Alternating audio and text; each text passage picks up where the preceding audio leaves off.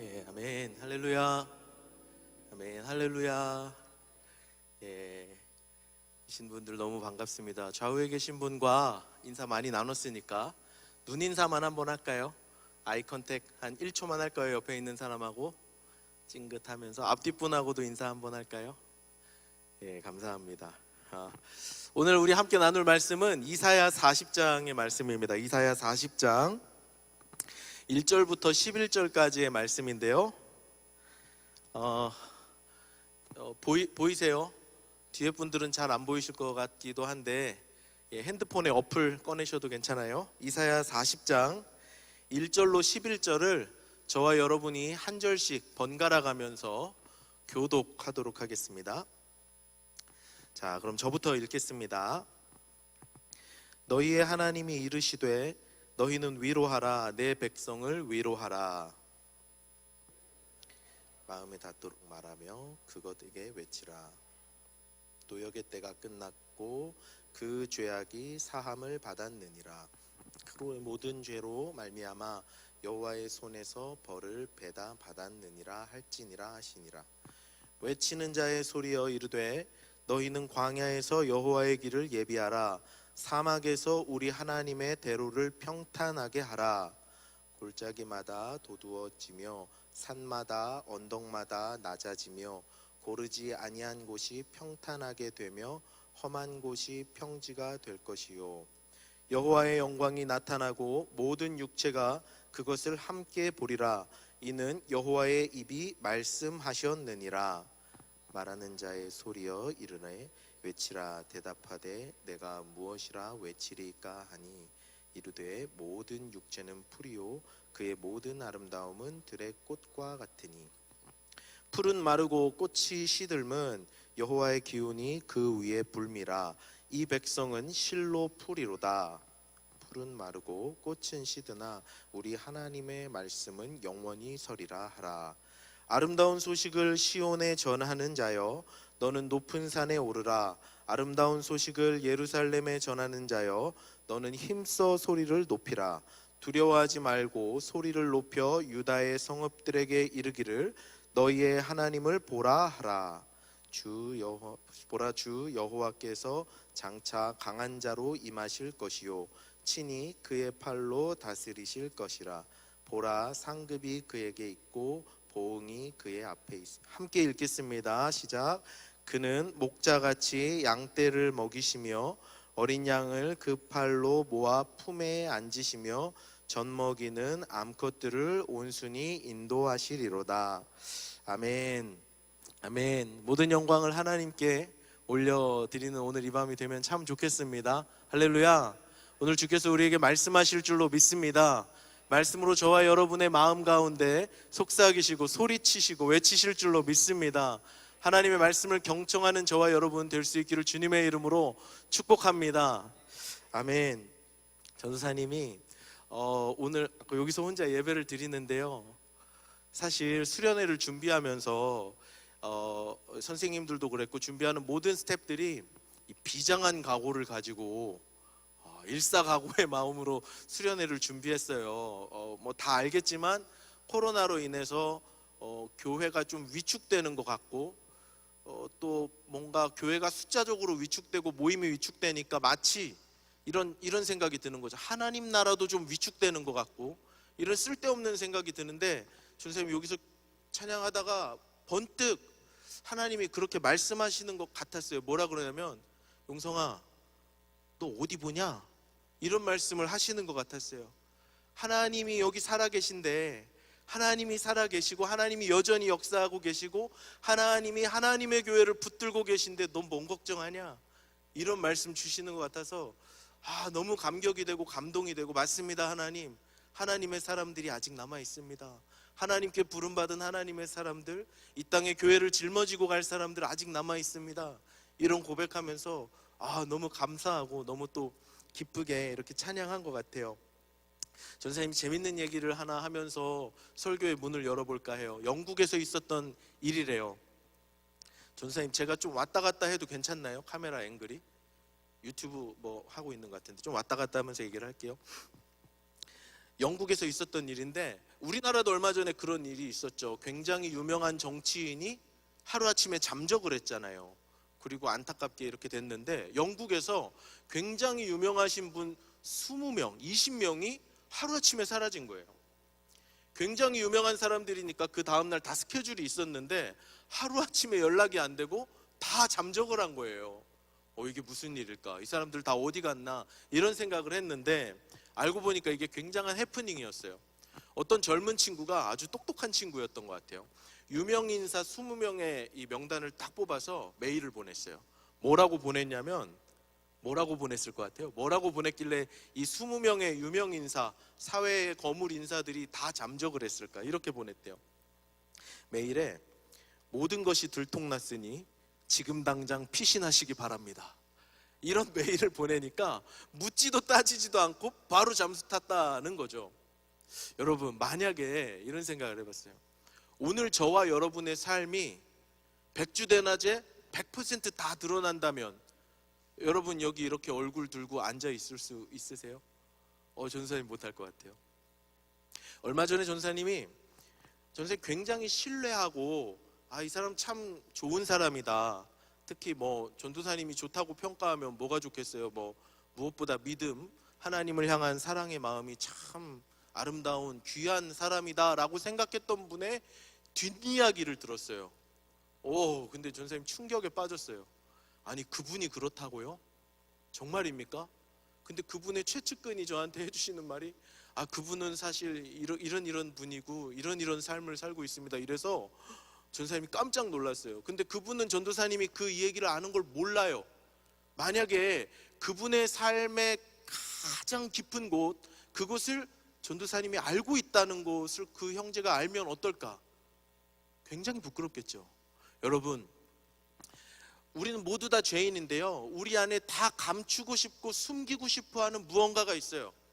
정치인들, 아까 그 영국에 있던 20명 그 사회 거물급 인사만 있는 게 아니고 저와 여러분 한 사람 한 사람 안에는 다 그런 수치스러운 죄악의 모습이 있거든요.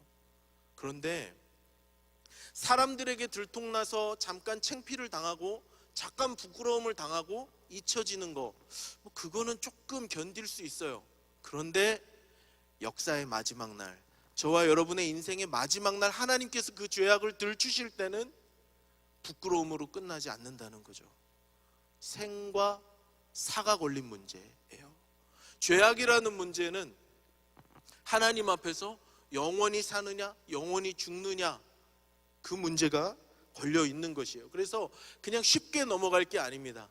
저는 오늘 이 밤에 하나님 앞에 우리의 부끄러운 것, 수치스러운 것, 숨기고 싶었던 죄악들을 다 토설하고 통회하고 자복하면서 깨끗함을 얻는 거룩한 시간 될 수 있기를 주님의 이름으로 축복합니다. 우리 모두 다 새롭게 되는 밤이 되면 참 좋겠습니다. 이번 수련회를 통해서는요, 오늘 내일 그리고 주일까지 이사야 40장의 말씀을 3번 나눌 건데요, 이 말씀을 이제 여러분들이 잘 이해하기 위해서는 지금부터 하는 조금 딱딱한 이야기를 잘 이해해 주셔야 돼요. 한번 이야기를 해볼 테니까 잘 들어보세요. 진현아, 전도사님 보고 있는 거 맞지? 전도사님 너 보고 있어. 지금 눈 뜨고 감은 거 다 보입니다. 멀다고 방심하지 마세요. 다 보고 있습니다. 자, 이사야는요 총 1장부터 66장까지 있어요. 몇 장까지 있다고요? 네, 66장까지 있다고요. 그런데 이 책이 절반으로 뚝 잘라지는데 1장부터 39장까지, 몇 장까지? 1장부터 39장까지, 그리고 40장부터 66장까지 뚝 잘라져요. 그래서 한 권의 책으로 묶여 있지만 마치 다른 이야기를 하는 것처럼 느껴질 정도로 내용과 배경과 메시지가 많이 달라요. 자, 그럼 앞부분 1장부터 39장까지는 무슨 얘기를 하냐면, 나경아, 하나님이 이스라엘 백성들에게, 그 당시에 이스라엘은 이제 우리나라처럼 남과 북으로 이렇게 나뉘었거든요. 남쪽에 사는 남유다 백성들에게 니들 그렇게 살면 안 된다, 정신 차려라, 니들 우상 숭배하고 너희의 죄악이 아주 끝까지 찼구나, 니네 조만간 멸망당한다. 1장부터 39장까지는 남유다 백성들에게 심판과 파멸을 예언하시는 무시무시한 하나님의 진노의 말씀들이 가득해요. 그런데 40장, 우리가 다루는 본문이 40장입니다. 이사야 40장. 40장에 딱 들어오면 분위기 완전 반전돼서 하나님이 회복하실 거다, 하나님을 너희를 새롭게 하실 거다, 너희들을 다시 거룩하게 하실 거다, 이런 회복의 메시지들이 가득해요. 그래서 이사야서를 앞에서부터 쭉 읽다 보면 포로가 될 것이다, 멸망할 것이다, 다 잡혀갈 것이다, 다 죽을 것이다, 멸망할 것이다, 심판하다가 완전 반전을 이루는 장이 어디냐? 우리가 함께 볼 이사야 40장의 말씀이에요. 이사야 40장은 그래서 배경이 달라요. 1장부터 39장까지는 남유다 그 나라가 멸망하기 전, 하나님 앞에 죄짓고 까불고 온갖 나쁜 짓만 하던 그 상황이라면 40장에 오면 이제 달라요. 어떻게 달라지냐면 이미 멸망을 했어요. 39장까지는 아직 멸망하기 전 이야기였는데 39장에서 한 장 넘어오면 그 써있진 않지만 그 한 줄 딱 건너뛰면 이스라엘은 이미 멸망했어요. 그래서 어디가 있느냐? 바벨론이라는 나라에 포로로 잡혀가 있어요. 온 백성들이 다 포로로 잡혀가서 나라도 없고 굉장히 비참한 그 처지에 놓인 상황이 40장부터 펼쳐져요. 근데 이게 아이러니하게도 이스라엘 백성들이 있는 자리는 바벨론 포로 자리인데, 정연아, 바벨론 포로 자리인데 하나님이 주시는 말씀은 뭐냐면 위로와 회복과 축복의 새로운 약속을 해 주신다는 거죠. 야, 여러분 기대가 되지 않으세요? 전사님이 잘 설명을 못해서 여러분들의 기대감을 좀 이렇게 올리지 못한 것은 좀 미안한데, 자, 오늘은 40장 1절부터 11절까지의 말씀을 좀 자세히 보면서 하나님께서 그러면 포로로 잡혀간 사람들에게, 이스라엘 백성들에게 뭐라고 회복의 말씀을 주시는지 잘 한번 알아보기를 원합니다. 하나님이 오늘 우리에게 주시는 첫 번째 메시지는 이것입니다. 자, 스크린 보시면서 한번 1번 읽어볼까요? 시작. 회개의 기회를 주시는 하나님. 한 번 더 읽겠습니다. 시작. 회개의 기회를 주시는 하나님. 본문 1절과 2절의 말씀을 전도사님이 읽겠습니다. 여러분 눈으로 따라 읽으세요. 너희의 하나님이 이르시되 너희는 위로하라, 내 백성을 위로하라. 너희는 예루살렘의 마음에 닿도록 말하며 그것에게 외치라. 그 노역의 때가 끝났고 그 죄악이 사함을 받았느니라. 그의 모든 죄로 말미암아 여호와의 손에서 벌을 배나 받았느니라 할지니라 하시니라. 아멘. 자, 이사야 40장은 지금 어디 와 있다 그랬어요? 바벨론 포로 잡혀온 상황이라 그랬죠. 39장까지는 멸망을 안 했는데 40장에는 멸망한 거예요. 그래서 39장과 40장 그 한 절 사이인데 역사가 100년을 건너뜁니다. 그래서 하나님이 여기 이 시대에 말씀하시는 말씀이 40장부터 나오는데, 하나님의 첫 번째 메시지가 뭐예요? 40장 1절 첫 번째 메시지, 포로로 잡혀간, 바벨론의 포로로 잡혀간 이스라엘 백성들에게, 멸망당해서 침략당하고 죽임당하고 완전히 저주스러운 자리에 놓여있는 이스라엘 백성들에게 하나님이 하시는 첫 번째 메시지는 내 백성을 위로하라는 거였어요. 이사야 선지자야, 너 가서 내 백성을 위로해라. 너 저기 고난당하고 포로로 잡혀가서 멸망당한 내 백성 가서 위로해라, 이런 말씀을 주시는 거예요. 근데 여러분 생각해 보세요. 이스라엘이라는 백성들은 어떤 백성입니까? 지금 포로로 왜 잡혀왔어요? 정연아, 왜 잡혀왔니? 그래, 죄 짓다가 잡혀왔어요. 죄를 범하고 우상 숭배가 머리 끝까지 차올라서, 하나님 턱 끝까지 차올라서 절대 봐줄 수가 없어서 하나님이 심판하셨거든요. 하나님이 한 번에 심판하신 게 아니고 참고 기다리고 선지자들 보내고 회개해라 했는데 끝까지 회개 안 해서 멸망당한 백성이 이스라엘이거든요. 그런데 하나님은 그 멸망당한 백성들에게 처음으로 주시는 말씀이 뭐냐면 내 백성을 위로해라. 이사야야, 너 가서 내 백성 좀 위로해라. 멸망당하고 슬픔당한 내 백성들 찾아가서 너 위로의 메시지를 전해라, 이런 말씀 주시는 거예요. 여러분, 하나님이 하나님의 사람들을 벌하시고 하나님의 사람들을 책망하시고 때는 멸망케 하시고 그럴 때가 있거든요. 그래도 하나님 마음은 그들이 그 자리에서 죄를 깨닫고 하나님께로 돌아오기를 원하세요. 그래서 하나님은 이사야를 통해서 이스라엘 백성들이 이 지금이라도 회개하고 돌아오라고 위로의 메시지, 회복의 메시지를 선언하고 계시는 거죠. 여러분, 하나님이 이스라엘에게 회개의 길을 열어주셨듯이 저와 여러분의 삶 속에도 회개의 길을 열어주시는 줄로 믿습니다. 여러분, 이거 믿으세요? 믿으세요? 예, 아멘. 그런데요, 그 밑에 좀 더 읽어보면요, 하나님 뭐라고 말씀하시냐면, 너희가 받을 벌을 이미 2배나 받았다. 니네 벌 받아야 했는데 니네 벌 받을 거 이미 2배나 받았다, 이렇게 말씀하세요. 그리고 너희의 죄는 사해졌다, 이렇게 말씀하세요. 이게 무슨 말씀이냐면요, 니들 충분히 고생했다, 그만하면 됐다, 뭐 니들 죄 지은 거 그 정도 고생했으면 내가 눈 감아줄게, 이런 말씀이 아닙니다. 너희가 벌을 2배나 받았다, 이 말씀은 뭐냐면요, 예수님의 십자가가 너희의 죄를 이미 용서했다라는 말씀이세요. 예수님의 십자가의 은혜가 너희들의 죄를 이미 사했다. 그래서 너희들의 노력으로, 너희들의 형벌로, 너희들이 벌받은 걸로 너희 죄가 사해진 게 아니라 예수 그리스도의 십자가에 고난당하신 은혜가 너희의 죄를 사했다. 그것은 너희의 죄만큼이 아니라 너희 배의 2배, 3배, 4배 갑절만큼 예수님이 보배로운 피를 흘려서 너희의 죄를 사해줬으니 너희는 위로를 받아도 된다. 너희들은 회복될 자격이 있다, 이렇게 말씀하시는 거죠. 여러분, 기억하셔야 합니다. 아무리 내 죄가 크고 아무리 내 죄가 많더라 하더라도 예수님의 십자가보다 클 수는 없어요. 내 죄악이 아무리 차고 올라도 예수님의 용서하심의 은혜를 넘어설 수는 없습니다. 여러분, 기억하셔야 돼요. 내가 아무리 하나님 앞에서 죄를 많이 짓고, 내가 아무리 하나님 앞에서 넘어지고 쓰러지고 하나님 매일같이 배신하는 이스라엘 백성들 같은 삶을 산다 할지라도 나의 패역함과 인간의 죄악됨과 부패함이 예수 그리스도의 은혜의 십자가를 넘어설 수가 없어요.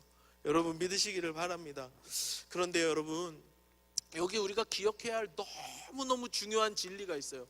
오늘 밤은 이제 전사님이 좀 세련돼 보이려고 뭔가 이 서울 사람 같고 어반해 보이고 뭔가 이 도시적인 느낌으로 수련회를 하려고 뭐 예수천당 불신지옥 이러면 약간 시골스럽잖아요. 그래서 오늘은 이 Repentance Night 이래가지고 회개의 밤으로 정했어요. 모르는데 영어사전 3시간 찾아가지고 막 했는데, 자, 오늘은 주제가 회개예요. 회개. 그래서 회개라는 주제로 설교를 잘 들으세요.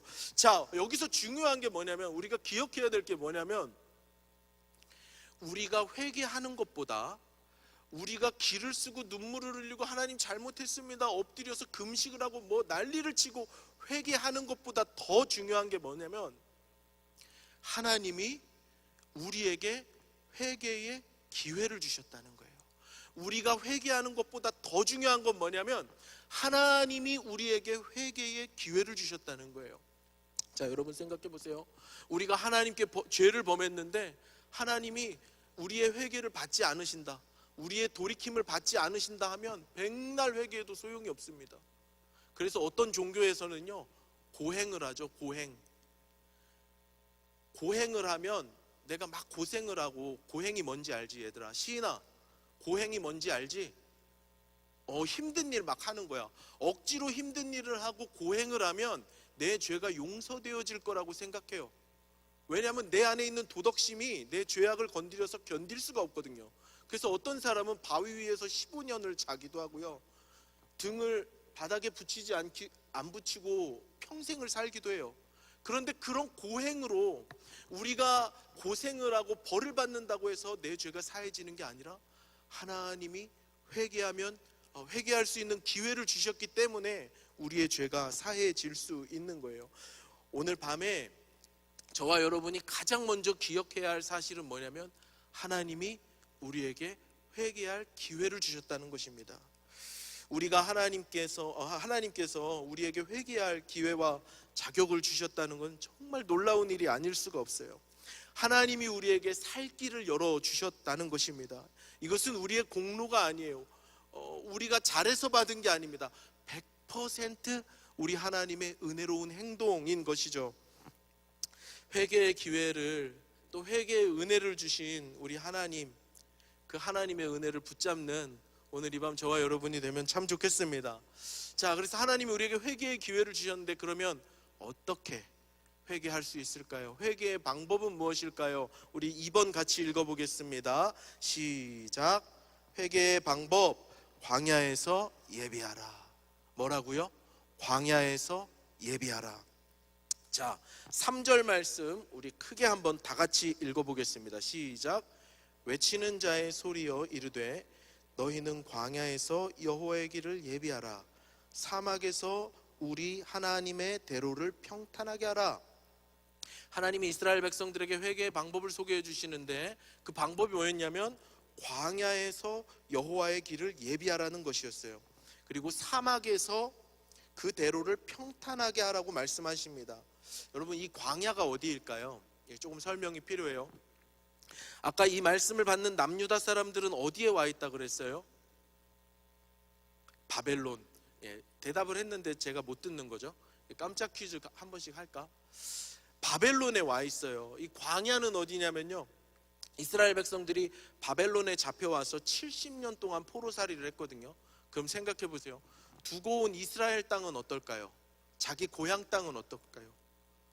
바벨론에서 엘리트들을 다 잡아왔거든요. 그리고 데려올 때 포로로 잡아가는데 이렇게 젠틀하게 따라가는 족속이 있습니까? 없죠.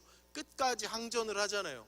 그러니까 온 도시에 불을 지르고 성전을 파괴하고 지성소를 무너뜨리고 할 수 있는 능력을 다 했어요. 그리고 70년 동안 방치되어 있죠.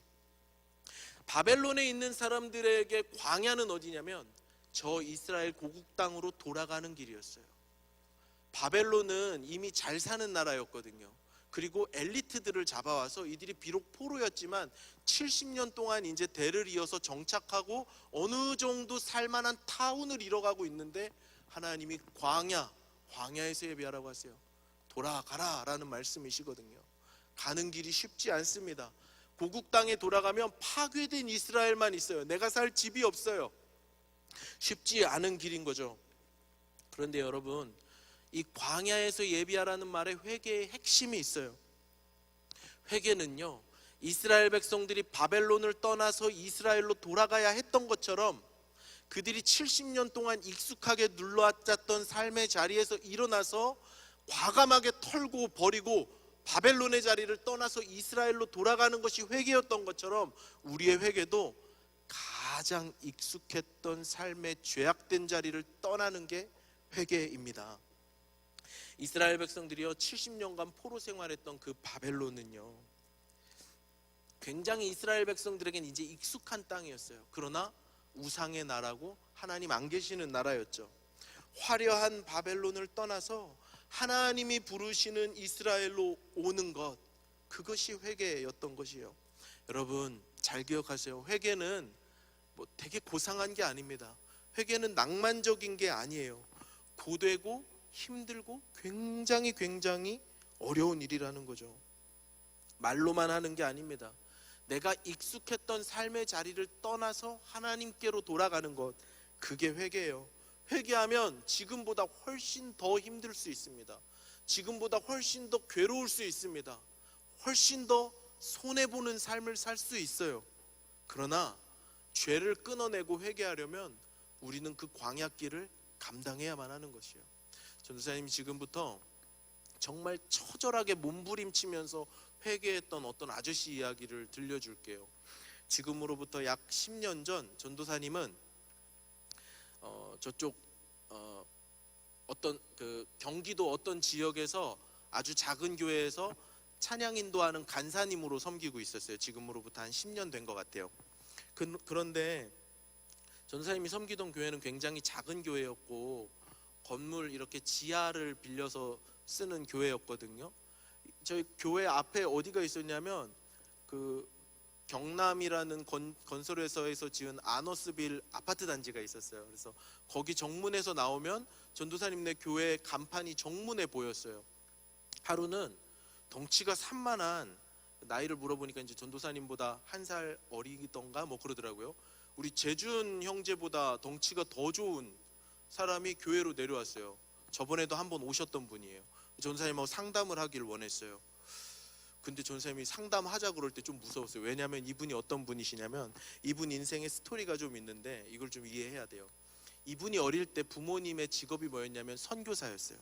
그래서 이분 부모님이 아프리카 케냐로 선교사를 나갔어요. 이 친구 데리고. 그런데 이 친구가 초등학생 때 아버지가 풍토병에 걸려서 죽을 고비를 막 넘기고 계셨거든요. 그런데 하나님이 이분이 우리 아빠 살려주세요, 아빠 살려주세요 기도하는데 그 기도 잘 안 들어주시고 선교사님을 하늘로 데려가셨어요. 얼마 있다가 엄마 선교사님도 똑같은 병에 걸렸어요. 간절히 기도하는데 이 엄마 선교사님도 데려가셨어요. 그래서 초등학생이 혼자 남아있을 수 없으니까 한국으로 와서 외할머니랑 시골에서 사는데 이 형제님 마음이 어땠겠어요? 그렇게 막 살려달라고 했는데 하나님이 그 기도를 안 들어주셨으니. 그래서 하나님 없다, 하나님 욕하고 중학생 나이 때 할머니 집에서 가출을 했어요. 시골 할머니 집에서 가출해서 나와서 동대문으로 갔는데 동대문에서 삼촌이라고 부르는 어떤 아저씨를 만났어요. 그 아저씨를 만나니까 너 갈 데 없지 하면서 방도 내주고 라면도 사다 주고 쌀도 사주고 먹을 것도 주고. 삼촌이라고 불렀던 그 사람이 조폭이었어요. 조폭이란 말 얘들 알지? 조직폭력배였어요. 그러니까 그 삼촌이랑 같이 자라면서 크니까 자연스럽게 이 사람도 조폭이 되어 있었어요. 그 조폭 숙소가 전도사님네 교회 앞에 그 아파트 단지에 어디에 있었거든요. 근데 이분이 전도사님네 교회 앞을 이렇게 늘 앞으로 다니니까 교회 간판을 볼 때마다 하나님이 자기한테 그러는 것 같아요. 이름을 말할 수는 없으니까 용성이라고 할게요. 용성아, 너 그만해야 된다. 그만해. 너 나와야 돼. 그만해야 돼. 거기 더 있으면 안 돼. 그게 너무 괴로워서 큰 맘 먹고 조폭 두목 아저씨한테 가서 저 이제 이 생활을 청산하겠습니다 라고 말했대요. 어떻게 됐을까요? 경훈아, 어떻게 됐겠니? 그날 죽도록 맞았대요. 정말 죽도록. 이러다 죽는구나 싶을 정도로 맞았대요. 도저히 이 삶을 끝낼 방법이 없어서 이분이 선택한 방법은 자수하는 거였어요. 그래서 경찰서에 가서 자수를 했어요. 경찰 아저씨한테 내가 조폭으로 활동하는 사람인데 저 좀 차라리 교도소에 좀 집어넣어 달라고. 근데 경찰은 죄목이 있어야 구속을 할 수 있잖아요. 구속을 못 하는 거예요. 그래서 경찰도 참 나빠요. 이 사람한테 어떻게든 새로운 삶을 살고 싶어하는 이 사람한테 딜을 하는 거예요. 딜을. 네 조직 두목이 죽인 사람 한 명 우리한테 단서를 제공하고 제보를 하면 네 조직 두목 잡아놓고 너 안전하게 해주겠다, 이렇게 말을 하는 거예요. 근데 이 사람은 만약에 그렇게 제보를 하면 정말 죽는 거거든요. 그래서 이 사람의 처지가 딱 하니까 경찰에서 30일 동안 유치장에 넣어놓고 경찰서에 최대한 머물 수 있는 기간이 30일이었대요. 그래서 더 이상 뭐 어떻게 해줄 수가 없으니까 나가라 그랬대요. 조직에서는 이 사람이 그렇게 했다는 걸 알고 지금 이 사람만 찾으려고 혈안이 돼 있고, 경찰서에서 나온 날 하필이면 전도사님 있는 교회에 온 거예요. 그 얘기를 듣는데 와, 막 정말 너무 무서웠어요. 지금이라도 막 조폭이 들이닥쳐서 나까지 얻어맞는 거 아닐까. 여러분, 이 아저씨는요 지금 목숨 걸고 회개의 길을 걷기로 작정한 거예요. 회개는 이런 거예요, 여러분. 회개는 고상한 게 아니에요. 회개는 낭만적인 말 몇 마디가 아니에요. 눈물 찔끔 흘리는 감상 따위가 회개가 아니에요. 회개는 내가 가장 익숙했던 삶의 죄악된 자리를 떠나서 그 길이 가시밭길이고 고난길이고 광야길이라 할지라도 하나님, 제가 하나님의 말씀 따라 살겠습니다. 내 죄의 자리를 박차게고 나가겠습니다 하는 그 결단으로 광야길을 걸어가는 게 회개라는 것이에요. 여러분, 그래서요, 회개는요 빨리 해야 돼요. 미루면 되지 않아요. 죄가 익숙해지면 익숙해질수록 회개하기가 어려워요. 죄가 익숙하면 익숙할수록 그것은 내게서 떠나갈 때 엄청난 대가를 요구해요. 만약에 그 아저씨가, 전선생님 방금 얘기했던 그 아저씨가 그 삼촌이라는 아저씨네 집에서 하루 만에 나왔다면 그렇게 고생하지 않았을 거예요. 그 삼촌이라는 아저씨와 20-30년을 같이 살았어요. 그렇게 죄의 투성이가 되어서 죄가 내 삶의 일부가 되어서 살았어요. 그러니까 끊어내기가 더 어려운 거죠. 여러분, 회개는요 고통을 감수하고서라도 해야 하는 거예요. 손해보는 것을 감수하고서라도 해야만 합니다. 회개만이 살 길이에요. 우리는 영적인 생명을 얻기 위해서요 또 하나님과 화해하고 화평하기 위해서요, 우리의 죄악을 잘라내야 하는 거예요. 기꺼이 포기해야 합니다. 하나님의 명령은 떨어졌어요. 하나님 명령은 떨어졌어요. 광야에서 예비하라, 하나님 말씀은 떨어진 거예요. 예루살렘으로, 이스라엘 땅으로, 하나님 계신 곳으로 우리는 돌아가야 하는 거예요. 자, 그렇다면 우리 삶의 구체적인 회개의 영역은 어디에 있을까요? 4절의 말씀을 또 한번 큰 소리로 같이 읽어보겠습니다. 시작. 골짜기마다 도두어지며 산마다 언덕마다 낮아지며 고르지 아니한 곳이 평탄하게 되며 험한 곳이 평지가 될 것이요. 산마다 낮아지고 골짜기는 메워지고 또 평탄하지 않았던 곳이, 고르지 않았던 곳이 이렇게 평지가 되어야 된다고 말씀하세요. 이건 무슨 말씀이실까? 이건 무슨 말씀이실까? 우리가 높아져서, 우리의 마음과 생각이 높아져서, 산처럼 높아져서 하나님 앞에 교만한 생각이 있다면 그거 낮아져야 된다는 거예요. 하나님 말씀보다 내 생각이 먼저고, 하나님 말씀보다 내가 먼저 붙드는 게 먼저고, 내 성적이 먼저고, 내 출세가 먼저고, 돈이 먼저고, 명예가 먼저면 우리의 마음은 하나님보다 높아져 있는 거예요. 높아진 산들처럼.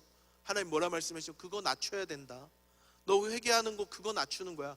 네 생각, 저 하늘 끝까지 잘난 척하면서 높아진 네 생각 그거 잘라내고 낮춰야 되는 거야 라고 말씀하시는 거예요. 골짜기가 메워져야 된다 그래요. 어떤 사람은요, 상처가 깊은 사람이 있어요.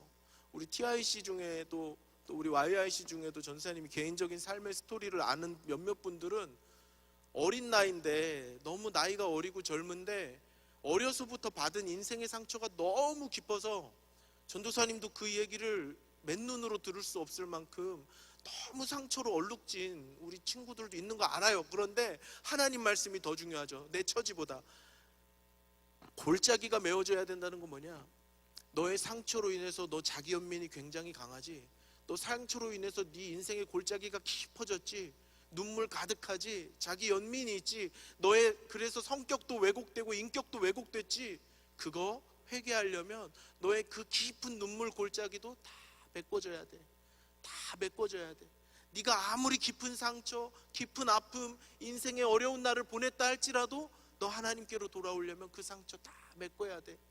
너의 그 거칠었던 길 평탄하게 돼야 돼. 그래야 거기 하나님이 지나갈 수 있어. 이렇게 말씀하시는 거예요. 여러분, 하나님이 이렇게 말씀하시는 건요, 그 길로 하나님이 우리에게 오신다라는 말씀하시는 거예요. 여러분 생각해 보세요. 여러분의 삶 속에 산과 같이 높아진 자리는 어디입니까? 골짜기 같이 낮아진 그런 연민의 자리는 어디예요? 하나님이 오실 수 없는, 하나님이 내 삶 가운데 오셔야 되는데 높아지고 낮아져서 하나님이 오실 수 없는 그런 삶의 자리는 어디예요? 여러분 생각해 보세요.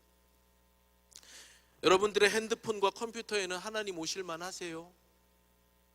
여러분과 하나님이 함께 여러분의 핸드폰을 보실 만합니까?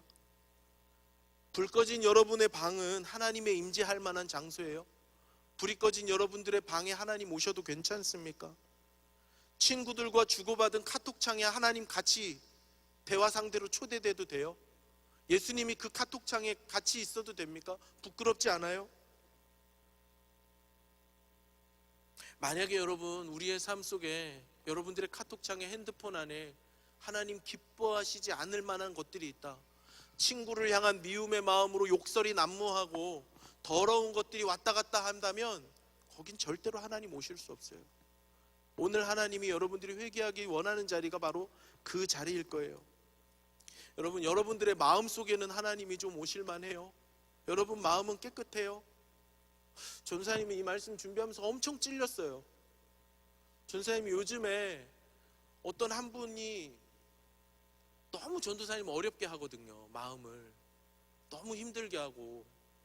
너희들은 아니니까 걱정하지 마. 너희들은 아니고 여러분들은 아닙니다. 근데 어떤 한 분이 전도사님 너무 어렵게 해서 너무 마음이 아픈데, 그리고 또 그 사람을 미워하는 마음도 점점 생겨가는데 하나님 이런 말씀을 주셔서 전사님이 설교 적으면서 하나님 잘못했습니다. 하나님 미워하는 마음 내려놓겠습니다. 이렇게 기도했던 시간도 있어요. 여러분 우리 마음속에 예수님 오실 만해요. 여러분 마음속에, 여러분의 생각 속에 예수님 오실 만합니까?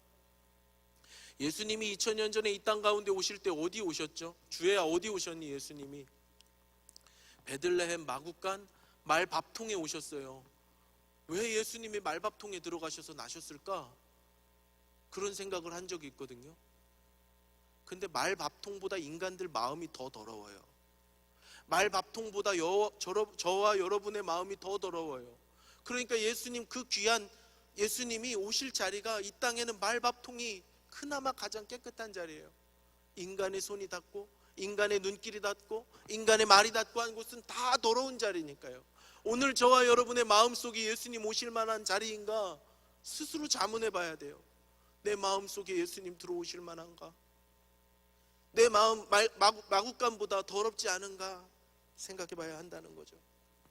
우리의 높았던, 산처럼 높았던 교만이 낮아지고 상처로 얼룩져서 골짜기 같은 곳이 메워지고 거칠었던 곳이 평탄케 되면 하나님 뭐라 말씀하시냐면요, 그렇게 되면 5절 말씀입니다. 함께 읽겠습니다. 시작. 여호와의 영광이 나타나고 모든 육체가 그것을 함께 보리라. 이는 여호와의 입이 말씀하셨느니라. 예, 우리가 그렇게 될 때 우리를 통해서 하나님의 영광이 나타난대요. 하나님이 우리를 자랑스러워 하신대요. 우리의 높았던 산이 낮아지고 골짜기가 메워지고 우리가 하나님 앞에서 평탄한 길의 마음으로 준비가 되면 하나님 그거를 기뻐하신다는 거죠. 거기 하나님 영광이 나타난대요. 저는 오늘 이 밤에 우리의 마음 가운데 그런 하나님의 영광이 보일 수 있기를 주님의 이름으로 축복합니다. 예, 하나님이 우리의 마음을 평탄케 하시고 깨끗게 하실 줄로 믿습니다. 자, 우리가 세 번째로 오늘 말씀에서 기억할 교훈은 이것입니다. 3번 함께 읽습니다. 시작. 선포로 이어집니다. 자, 본문 6절의 말씀도 한번 읽어주세요. 시작.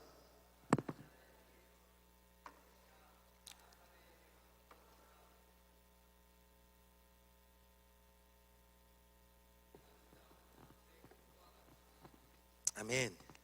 자, 이스라엘 백성들에게 하나님이 회개를 말씀하시면서 한 가지 더 요구하시는 게 있어요. 뭐냐면 너희 외쳐라, 너희 선포해라, 너희 가서 큰 소리로 말해라, 이렇게 말씀하시는 거예요. 자, 하나님께서요 이스라엘 백성들에게 회개를 말씀하시면서 한 가지 더 말씀하시는 게 있는데 너희는 선포해야 한다라고 말씀하시는 거예요. 자, 인생은, 그러면 우리는 하나님이 선포하라고 하시는데 무엇을 선포해야 할까요? 첫 번째, 예, 나와 있나요? 첫 번째 한번 같이 읽겠습니다. 3.1 시작. 자, 우리가 세상을 향해서 선포해야 할 말 이거입니다. 인생은 무가치하다는 거예요. 오늘 본문 7절의 말씀을 함께 또 읽겠습니다. 시작. 꽃이 시들면 여호와의 기운이 그 위에 불미라. 이 백성은 실로 풀이로다. 하나님 우리에게 선포하라고 말씀하시는 것 첫 번째 뭐냐? 인생은 무가치하다는 거예요. 인생은 풀이라는 거예요. 여러분, 제 아무리 잘난 풀도요 그 수명이 1년 못 갑니다. 찬바람 불고 서리 내리면요 그새 시들어요. 풀 한 포기 뽑아서 던져버리면 누가 그거 기억합니까? 아이고 들에 핀 풀이 뽑혔네, 아이고 슬퍼라. 아니요, 아무도 그렇게 생각하지 않아요. 근데 하나님이 인생을 어떻게 보신다는 거예요? 하나님의 사람을 어떻게 보신다는 거예요? 풀과 같다는 거예요. 인생은 풀과 같다는 거예요. 아무리 잘난 인생도요, 아무리 대단한 사람도 영원할 수 없어요. 하나님이 보실 때, 하나님이 영원이라는 시간에서 인생을 바라보실 때는 1년도 채 못 사는 풀 한 포기일 뿐이에요. 제 아무리 잘난 사람도, 제 아무리 똑똑한 사람도, 제 아무리 돈이 많은 사람도 하나님 보실 때는 그저 풀 한 포기라는 거예요. 그거를 우리에게 선포하라고 하나님 말씀하시는 것입니다. 여러분, 50년 전 대한민국 슈퍼스타가 누구였어요? 모르죠? 아마 조용수 장로님쯤 아실 것 같은데 아무도 몰라요. 조용필이라는 사람 이름은 들어봤을 텐데 그분이 활동하실 때 여러분 봤어요? 몰라요. 그냥 할아버지예요. 아무리 인생이 영화롭고 대단한 힘을 가진 것 같아도 하나님께는 그저 풀 한 포기라는 것이에요. 미국에요 1920년대 태어나서 이분이 60년대 초반에 돌아가신 미국의 최고 여배우, 최고 섹시스타, 이런 말 해도 되나?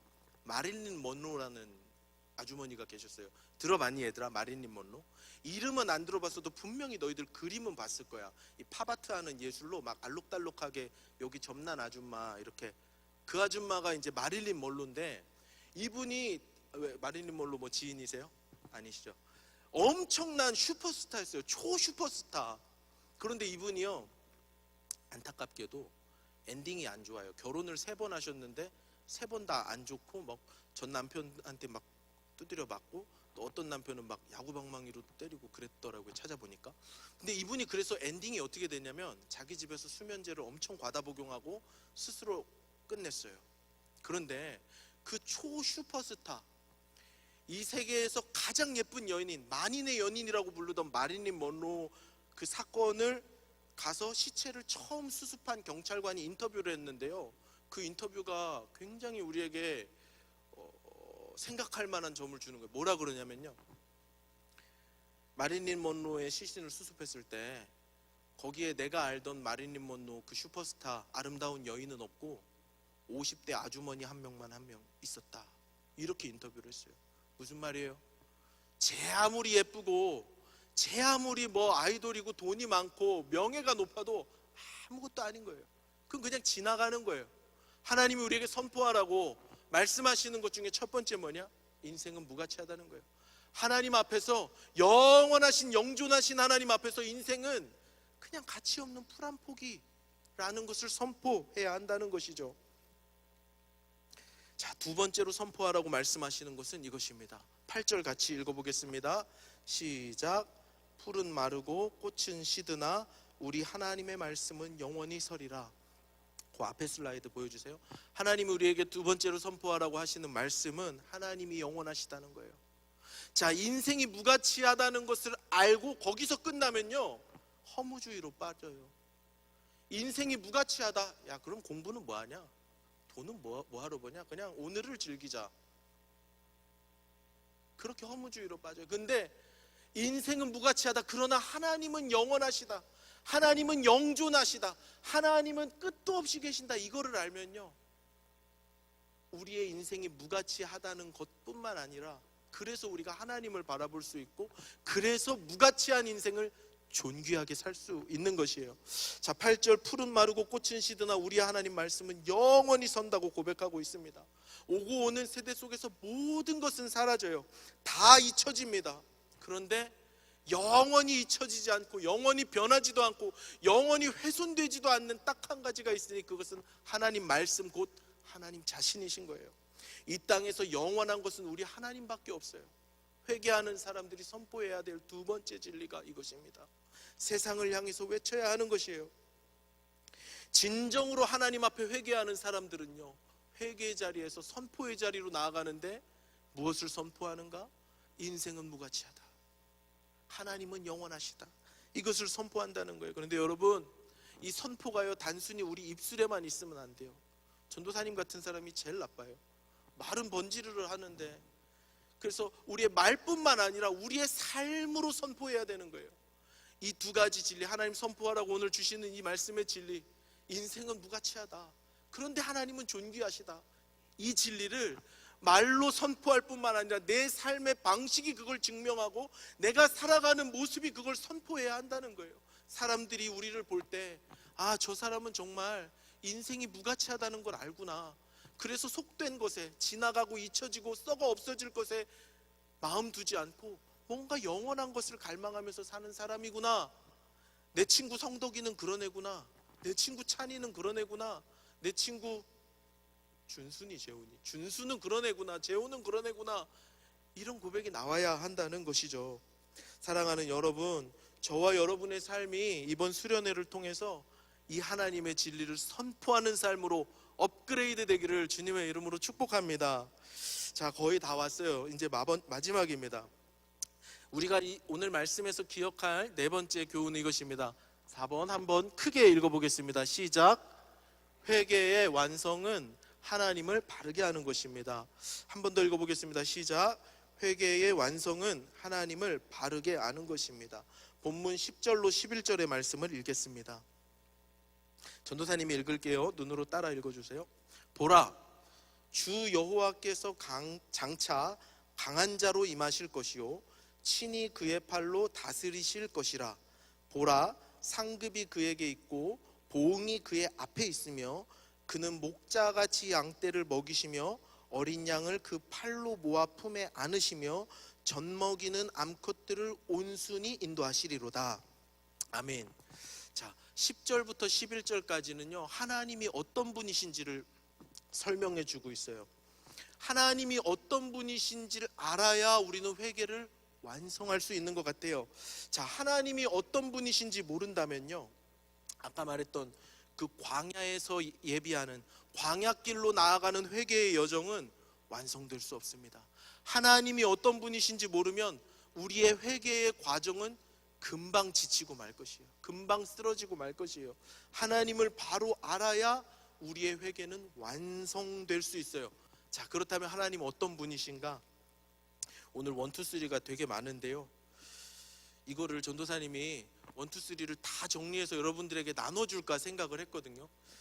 그리고 원래 이제 수련회 하면은 1시간 설교하기 때문에 재밌는 얘기도 많이 넣고 성경 이야기도 많이 넣고 하는데 이번 수련회 준비하면서는 그렇게 아마 하나님이 그렇게 하지 말라 그러시는지 그렇게 잘 안 되고 이렇게 딱딱하게 설교가 준비돼서 고민을 많이 했는데 왜 이걸 안 나눠주냐면 여러분 설교는 논리 그 이상이에요.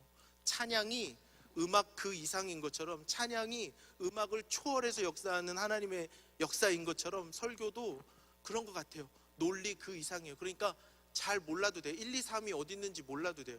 아까 3번 나왔는데 또 3번 나왔네. 적는 사람 몇 명 있어서 말씀드리는 거예요. 괜찮아요. 그냥 편하게 들으시면 됩니다. 자, 그러면 우리가 하나님을 알아야 회개가 완성되는데 하나님 어떤 분이신가? 오늘 말씀에서 하나님 어떤 분이신가 3가지를 소개하고 계시는데요 첫 번째, 하나님은 강한 분이시네요. 10절 말씀에 보면 하나님은 강한 분이라고 이야기하고 있습니다. 하나님은 어떤 것과도 비교할 수 없는 강력한 힘을 가지고 계신 분이세요.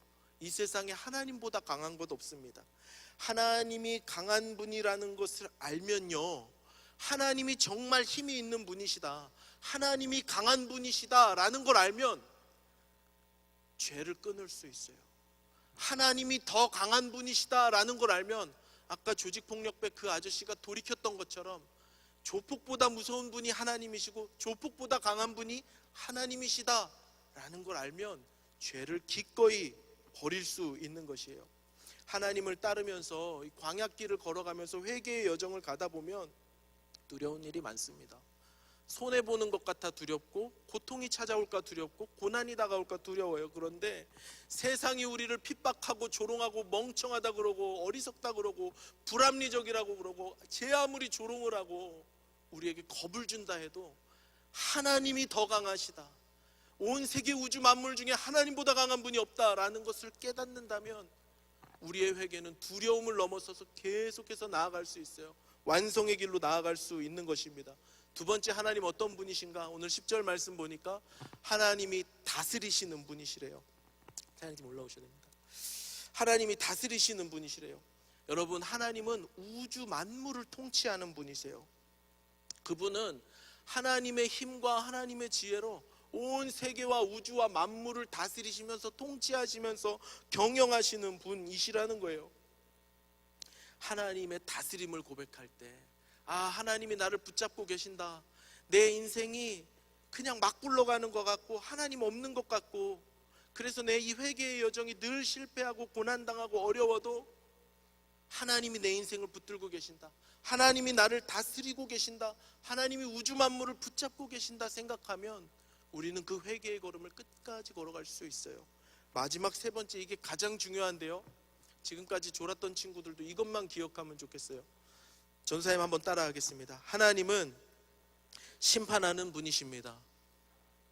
이게 너무너무 중요합니다. 여러분, 하나님은 심판하시는 분이세요. 하나님께 상급이 있고 하나님께 보응이 있습니다. 하나님께서 상과 벌을 주신다는 거예요. 이거를 아는 것이 너무너무 중요합니다. 여러분, 하나님이 나를 심판하신다는 것을 알아야 죄가 두려워요. 심판주 하나님이 계시다는 걸 알면 죄를 범하는 게 무섭습니다. 더 큰 벌을 받을 것 같아서 두려운 마음으로 그 죄를 피하게 돼요. 여러분, 법이 있는데 법이 왜 지켜지죠? 법을 왜 지키죠? 경찰이 있기 때문이에요. 심판하는 경찰이 있기 때문이에요. 법의 심판을 하는 판사들이 있기 때문입니다. 그래서 법이 지켜지는 거예요. 만약에 심판이 없다면, 심판자가 없다면 이 세상은 무법천지가 되겠죠. 통제되지 않는 세상이 될 것입니다. 우리의 삶도 마찬가지예요. 하나님이 우리를 심판하신다, 하나님이 나를 심판하실 것이다 라는 것을 모르면 우리의 삶은 무법천지가 됩니다. 정치인들, 고위공직자들, 대단한 존경을 받는 사람들이 하루아침에 뉴스에 저런 사람이었어? 이렇게 생각될 정도로 뉴스가 터지잖아요. 저런 괴물 같은 더럽고 지저분한 사람이었어? 하는 뉴스가 터지잖아요. 그 사람들 왜 그렇게 됐을까요? 많은 이유가 있었겠지만 나는 심판받지 않을 거야. 나는 권력이 있고 힘이 있고 능력이 있으니까 감히 누가 날 심판하겠니? 그러니까 자기 하고 싶은 대로 다 하고 사는 거예요. 여러분, 심판하는 하나님이 계시다는 걸 깨달을 때 우리는 죄가 무섭다는 걸 알아요. 죄가 즐거운 게 아니라 죄가 무서운 것인 것을 깨닫는다는 것이죠. 여러분, 근데 하나님이 심판하시는 분이시다라는 것뿐만 아니라 이와 동시에 우리는 또 뭘 기억해야 되냐면요, 하나님이 상 주시는 하나님이시라는 걸 기억해야 돼요. 한번 따라하겠습니다. 하나님은 상 주시는 하나님이시다. 하나님은 상 주시는 하나님이세요. 벌뿐만 아니라 죄악에 대해서 벌하시고 책망하시고 채찍질하시고 멸망시키시고 무서운 칼을 들고 계신 심판주이실 뿐만 아니라 하나님의 말씀은 영원합니다. 그 말씀이 나의 삶의 가치입니다. 붙잡고 걸어가는 사람들에게는 하나님 상 주시는 분이세요. 마지막 날 우리 예수님 앞에 서면 하나님 말씀 붙잡고 그 회개의 길을 끝까지 걷고 걸으면서, 광야길 걸으면서 고난당하고 발이 부르트고 세상 사람들한테 욕먹고 돌 던지고 온갖 조롱받아서 상처받고 눈물 흘리던 사람들은 예수님 만나는 날 예수님이 우리 눈물 닦아주실 거예요. 그렇게 사는 사람들은 아마 예수님이 이렇게 안아주실 거예요. 잘했다, 고생했다. 그리고 우리에게 굉장한 상급을 주실 거예요. 여러분, 믿음으로 사는 것, 회개하면서 사는 것, 죄를 거부하고 회개의 자리로 나아가는 건 고상한 일이 아니라 그랬어요. 상처받는 일이에요. 손해보는 일이에요. 대가를 지불해야 하는 일입니다. 어리석다고 손가락질 받는 일이에요. 그럼에도 계속 해야 되는 이유는 뭐냐? 그럼에도 그 길로 계속 가야 하는 이유는 뭐냐? 그 길 끝에 우리 하나님 웃고 계시면서 우리를 안아주시고 잘했다 착하고 충성된 종아, 잘했다 사랑하는 아들아, 눈물 닦아주시면서 상 주실 것이기 때문에 그래요. 하나님께서 우리에게 상 주시는 분이심을 알 때 우리는 하나님이 기뻐하는 삶을 살 수 있는 거예요. 하나님이 이 일에 상을 주신다는 것을 알 때 우리는 죄를 버리고 하나님을 택할 수 있는 것입니다. 그 길이 광야 같은 삶이라도 고난당하는 삶이라 해도 포기하지 않고 하나님과 함께 회개의 과정을 완성할 수 있는 것이에요. 말씀을 맺겠습니다. 장황하게 길게 했는데요, 짤막하게 정리하겠습니다. 첫 번째, 우리가 회개하는 것보다 더 중요한 건 뭐라 그랬어요? 하나님이 우리에게 회개의 기회를 주셨다는 거예요. 하나님께서 우리에게 회개하고 돌이켜서 살 길을 주셨어요. 그런데 어찌 우리가 하나님 앞에 버티고 서 있겠습니까? 하나님이 돌아와서 살 길을 주셨는데 어찌 우리가 하나님 앞에서 뻐기면서 회개하지 않을 수 있겠어요? 둘째, 회개하는 방법은 광야로 나아가는 거라고 했어요. 우리는 광야로 가야 됩니다. 익숙했던 죄악이 묻어있는 그 삶의 자리를 떨치고 불편한 자리로 가는 거예요. 그리고 그곳에서 우리 삶의 높고 낮아서 굴곡진 곳을 평탄하게 해야 돼요. 그곳에 하나님 오실 수 있도록. 세 번째, 참된 회개는 선포한다 그랬어요. 뭘 선포해요? 인생은 풀 한 폭이다. 인생 그거 잘나봐야 풀 한 폭이다. 그런데 우리 하나님 영원하시다. 선포해야 한다 그랬어요. 마지막 네 번째, 우리 하나님을 알 때, 우리 하나님을 바르게 할 때 회개를 완성한다 그랬어요. 하나님은 이 세상 무엇보다 강한 분이시고 우주 만물을 통치하고 붙잡고 다스리는 분이시고 또 우리에게 상과 벌을 주시는 분이십니다. 사랑하는 여러분, 이제 우리가 다 함께 기도의 자리로 나아가기를 원합니다.